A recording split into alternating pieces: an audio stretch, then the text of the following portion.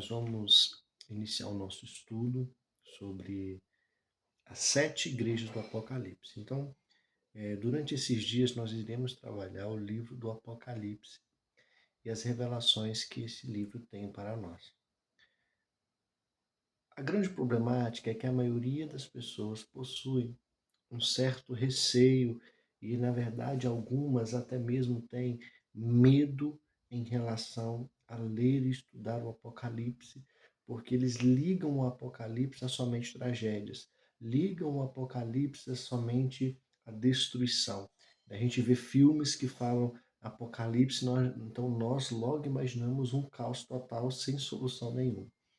Só que, na verdade, o livro de Apocalipse ele é um livro de esperança. Esperança para aqueles que estão em Cristo Jesus. Essa nossa aula é uma aula introdutória. Então, se nós pararmos para pensar e lermos aqui Apocalipse capítulo 1, verso 7, vai dizer assim, ó, eis que vem com as nuvens e todo o olho o verá, até quanto os que o transpassaram, e todas as tribos da terra se lamentarão sobre eles, certamente. Amém. O intuito do Apocalipse é gerar em nós um grande despertamento. O intuito do livro do Apocalipse é em gerar em você, nesses próximos dias, um despertamento na sua alma e no seu coração. Um despertamento a respeito de que existe uma promessa feita de que Jesus voltará para buscar cada um de nós. Nós dizemos que Jesus virá buscar a igreja. E quando nós falamos isso, nós pensamos talvez a igreja templo, a igreja CNPJ, só que nós esquecemos que eu não sou igreja e você não é igreja. A igreja é um aglomerado de pessoas. Eu sou o corpo, eu faço parte, eu sou parte deste corpo. Eu sou membro, partes deste corpo. E nós juntos, ou seja, membros juntos, se tornam um corpo, e esse corpo é a igreja, e o cabeça da igreja é Cristo. Então Jesus virá buscar a igreja, ou seja, um aglomerado de pessoas. Ou seja, ele vai vir buscar alguém. E esse alguém precisa ser eu, precisa ser você.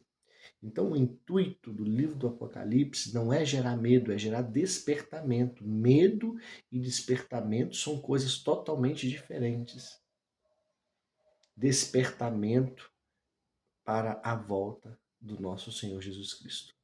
Ele quer te levar, quando ele voltar, para passar a eternidade, ou seja, a salvação. Então, o livro do Apocalipse é um despertamento do nosso coração para a salvação em Cristo Jesus. Porque eis que vem com as nuvens do céu e todo o olho verá. Ele fez uma promessa, ele retornará para buscar a cada um de nós. Então, esse é o intuito geral, gerar um grande despertamento do nosso coração em relação à salvação em Cristo Jesus. E aí, nós continuamos, o texto, a gente vai ler bastante. Então, vou ler o verso do capítulo 1, verso 9 em diante. Eu, João, irmão e vosso companheiro na tribulação, no reino e na perseverança em Jesus, achei-me na ilha chamada Patmos, por causa da palavra de Deus e do testemunho de Jesus. Algo interessante que nós precisamos entender. Quem escreve o livro de Apocalipse é João, o discípulo amado, aquele que esteve com Cristo na sua crucificação. Era o discípulo mais próximo de Jesus. Então, João escreve, e ele disse que ele escreveu isso em um determinado lugar, uma ilha chamada Patmos, e diz que ele estava ali preso por conta da palavra de Deus e porque ele dava testemunho em Jesus. Aqui nós temos um primeiro grande ensinamento.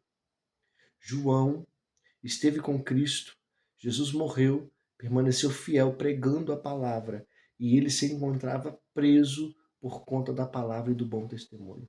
Isso aqui ensina uma coisa de que servir a Deus, ser um bom cristão, ser fiel a Cristo, gerar testemunhos a respeito de Jesus, pregar a palavra, não significa que nós teremos uma vida de mar de rosas. Pelo contrário, nós também sofreremos perseguições, porque o inferno nos odiará a partir do momento quando nós nos voltamos para a palavra e para Cristo. Então não fique achando que ao se aprofundar em Jesus, ao decidir ser fiel a Deus, que as coisas irão ser perfeitas. Não. Virão desafios porque o inferno está sendo incomodado por conta da sua vida e do seu posicionamento. Esse é o primeiro e primordial ensinamento que nós precisamos tirar. Então João, naquela ilha, estando ali, exilado, porque ele estava pregando a palavra, então prenderam para tentar calar João. É isso que eles tentam fazer, prendem para tentar calar a mensagem de João. E aí o texto vai dizer que achei-me em espírito no dia do Senhor, e eu ouvi por detrás de mim grande voz como de trombeta, dizendo: o que vês escreve em livro e manda a 7 igrejas: Éfeso, Esmirna, Pérgamo, Tiatira, Sardes, Filadélfia, Laodiceia. Voltei-me para ver quem falava comigo, e voltando vi 7 candeeiros de ouro, e no meio dos candeeiros um semelhante ao Filho do Homem. Olha, João estava fisicamente na ilha de Patmos. E naquele momento o Espírito Santo vem sobre João. E João agora ele é levado em uma visão. Ou seja, por isso que ele diz a expressão levado em espírito. João tem uma visão neste momento. E neste momento, João, enquanto ele está tendo uma visão, ele escuta uma voz como de trombeta, ou seja, uma voz potente falando com ele. E diz, essa voz ainda diz, escreve tudo isso e manda para as 7 igrejas da Ásia Menor. E aí ele cita as 7 igrejas, que são as 7 igrejas que nós iremos estudar no decorrer desses dias.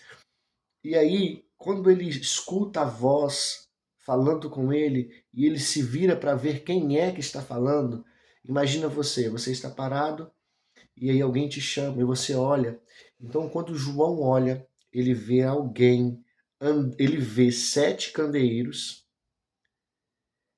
e no meio desses candeeiros ele vê alguém andando. E esse alguém é semelhante ao Filho do Homem. O Evangelho vai apresentar muito essa expressão, Filho do Homem, Filho do Homem. E quando o Evangelho apresenta essa expressão, Filho do Homem, a todo momento ele está apontando para Jesus Cristo. E aí o texto continua dizendo que quando ele olha, ele vê alguém semelhante ao Filho do Homem, com vestes talares e cingido à altura do peito, com uma cinta de ouro. A sua cabeça e cabelos são brancos como a alva lã, como neve, como os olhos como chama de fogo. Os pés semelhantes ao bronze polido, como que refinado numa fornalha, e a voz como de muitas águas. Tinha na mão direita 7 estrelas, e da boca saiu uma espada afiada de 2 gumes. O seu rosto brilhava como o sol na sua força. É interessante que quando João olha e vê aquele semelhante ao Filho do Homem, ele vai olhar e vai dar algumas características da sua vestimenta. Quando você for, pesquisa sobre isso. Roupas do sumo sacerdote do Antigo Testamento. Você vai ver que no Antigo Testamento existia uma pessoa chamada sumo sacerdote. E as vestimentas desse sumo sacerdote é exatamente como João vê neste homem. E é interessante que isso é uma surpresa para João, porque quando João esteve com Jesus, Jesus não vestia as vestimentas de um sumo sacerdote, mesmo sendo sacerdote, porque a palavra diz que Jesus é o nosso sumo sacerdote. Então, naquele momento, quando João ele olha, ele não vê o Jesus que estava com ele na terra, ele vê o Jesus que foi glorificado, o Jesus ressuscitado, o Jesus glorificado, o Jesus que foi entronizado ao céu novamente. Ele vê o Cristo. E agora você imagina a sensação de João reencontrando com Jesus muito tempo depois. Imagina quando você encontra alguém que você ama, que você não vê há tanto tempo. Essa foi a experiência de João. E aí a palavra vai trazer algumas informações de que Jesus, que aqui quem João vê é Jesus, está andando sobre 7 candeeiros. Aí vai dizer que também nas suas mãos havia 7 estrelas e da sua boca saía uma espada afiada de 2 gumes. Nós precisamos entender que o livro do Apocalipse, ele é um livro profético, como alguns outros que nós temos na Bíblia. O que isso significa? A linguagem, em alguns momentos, é simbólica. Ele vai trazer uma palavra e essa palavra vai ter um determinado significado. Então, 7 candeeiros, o que é esses 7 candeeiros? O que significa esses 7 candeeiros? É um simbolismo, existe um significado por trás disso. Este homem está com 7 estrelas na sua mão direita. O que significa essas 7 estrelas? Existe um significado. Mas eu quero focar nesse momento que você observe que da boca de Jesus saiu uma espada afiada, uma espada de 2 gumes afiada. A Bíblia vai dizer que a palavra, a Bíblia, a verdade, ela é uma espada afiada de 2 gumes. O que sai da boca de Cristo é a palavra. O que sai da boca de Jesus é a verdade. O que sai da boca de Jesus é a Bíblia, a espada afiada de 2 gumes. E o texto continua dizendo que quando o vi, caí a seus pés como morto. Porém, ele pôs sobre mim a mão, dizendo: Não temas, eu sou o primeiro e o último. Aquele que vive, estive morto, mas vive pelos séculos dos séculos e tenho as chaves da morte e do inferno. Escreve, pois, as coisas que viste e as que são, e as que hão de acontecer depois destas. Quanto ao mistério das 7 estrelas que viste na minha mão direita, e aos 7 candeeiros de ouro, as 7 estrelas são sete anjos. E os 7 candeeiros são as 7 igrejas. Você está vendo? Traz um simbolismo, e nós vamos ver muito disso. Só que traz o significado. A Bíblia por si só se interpreta. Então, quando João ouve a voz, releia o texto agora achando a interpretação. 7 candeeiros são as 7 igrejas. 7 estrelas são 7 anjos. Então, quando João olha e vê Jesus andando no meio do candeeiros, ele está vendo o quê? O que isso significa? Jesus está andando no meio das 7 igrejas. Jesus está no meio das igrejas. E isso tem um significado. Isso significa que Jesus, ele está e tem o controle. Ele está andando, ele tem domínio, ele está ali, ele está vendo tudo. Jesus tem visto tudo o que tem acontecido dentro da igreja. E você, como parte da igreja, Jesus está a par de tudo que você tem feito e de tudo que você tem vivido. O maior erro do ser humano é achar que Cristo não está vendo. O maior erro do ser humano é estar fazendo, agindo, se comportando e achar que ninguém está vendo. O ser humano pode não ver, mas Jesus está no meio da igreja vendo todas as coisas. E quem são as 7 estrelas? São 7 anjos das 7 igrejas. Anjos aqui significa mensageiro, ou seja, líder religioso. Então, o que está na mão de Jesus é os líderes das igrejas. Ao anjo escreve isto, ao anjo escreve aquilo, ao anjo escreve aquilo. Ele está dizendo ao líder, manda essa carta, porque o líder vai pegar e apresentar essa carta para a igreja.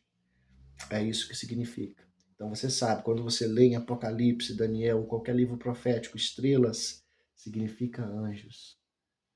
Em estrelas. Em livros normais, é normal. Mas em livros proféticos, estrela significa anjos, candeeiro, igreja. Anjos significa líderes, mensageiro. E Jesus então pede que ele escreva todas essas coisas e mande para as 7 igrejas. E nós vimos os nomes das igrejas e são as igrejas que nós iremos estudar. e eu preciso que você guarde algumas informações, né? O Apocalipse, então, ele é uma revelação do Jesus glorificado para a sua igreja, ou seja, o Apocalipse é uma revelação de Jesus para você que pertence à igreja. E aqui, nessas 7 cartas, ele manda João escrever 7 cartas e mandar cada carta diferente, cada uma para uma igreja específica. E essas cartas, elas não têm apenas umas advertências morais, mas ela apresenta doutrina bíblica, ela apresenta sobre a santidade e sobre a pureza da igreja. O que o Senhor tenta trazer para a igreja, para você e para mim, dentro dessas cartas que nós iremos estudar, é que nós precisamos ter fundamentação bíblica, precisamos ter santidade, sermos santos e precisamos ser puros. É isso que Deus exige de mim e de você, e é por isso que ele escreve essa carta a alguém. Escrever a carta a alguém não é porque você não quer comunicar com alguém, então Jesus está comunicando com você por meio dessas cartas. Isso é muito interessante. E, e aqui eu anotei e fiz uma anotação muito forte. As 7 igrejas revelam diferentes condições espirituais. Ou seja, nós temos 7 igrejas, essas 7 igrejas existiram verdadeiramente. Só que como nós estamos falando de um livro profético, então ele também está apontando para o futuro, está apontando para outras épocas. Então nós podemos interpretar essas 7 igrejas muito além de somente 7 igrejas literais que existiam. Mas nós podemos apontar para 7 diferentes condições espirituais. É como se essas cartas fossem termômetros das igrejas. É como se ela definisse como está a espiritualidade de cada igreja. Ou seja, essas 7 cartas podem revelar como está a nossa espiritualidade. Essas 7 cartas, em algum momento, vai revelar qual é o seu termômetro espiritual. Como que está a sua condição espiritual.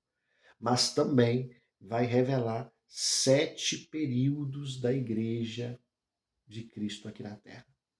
Então a igreja passou por períodos, desde a fundação da igreja, a morte de Jesus, até o dia em que Jesus voltará para buscar a sua igreja. Lembra que o texto que nós lemos diz que o intuito do livro do Apocalipse é gerar um despertamento para a volta de Jesus? Então, os 7 períodos da igreja conta desde o início da igreja primitiva ali até a volta de Jesus. Então, desde quando a igreja foi fundada até Jesus voltar, todo o perfil espiritual da igreja está sendo descrito dentro dessas cartas. João, sem saber como seríamos nós hoje, mostrou como estaria a igreja de Deus no século XXI. E aqui mostra justamente que muitas das vezes nem todos os que frequentam a igreja pertencem verdadeiramente a Cristo. Isso é profundo. Não ache que porque você frequenta a igreja que você verdadeiramente está em Cristo. Tem muitos que estão frequentando as igrejas, mas não estão verdadeiramente em Cristo. E Jesus revelando então aqui o estado espiritual da igreja, ele vai mostrando os tipos de cristãos que nós temos dentro da igreja. E dentro de cada carta, ele vai mostrar que a preocupação de Jesus Cristo não é apenas um crescimento numérico, ou seja, número de pessoas nas igrejas. O Senhor está preocupado com a pureza e a santidade. Deus não está preocupado unicamente para saber quantas vezes você tem orado, quantas vezes você tem jejuado, quantas vezes você tem lido a palavra. Não.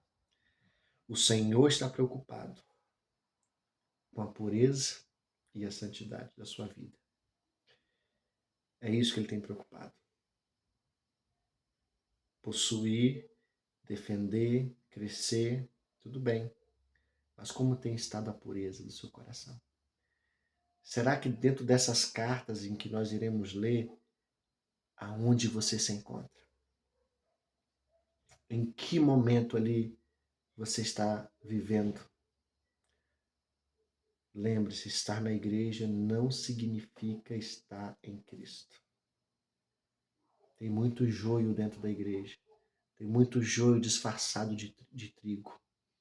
Tem muita gente olhando para joio e achando que é trigo, mas Jesus que anda no meio das 7 igrejas reconhece quem é quem. E então você precisa que o seu coração seja despertado para a salvação em Jesus e para a volta de Cristo. Uma mudança radical precisa acontecer. Transformação precisa acontecer. Pureza precisa ser realidade. Santidade precisa ser realidade na sua vida.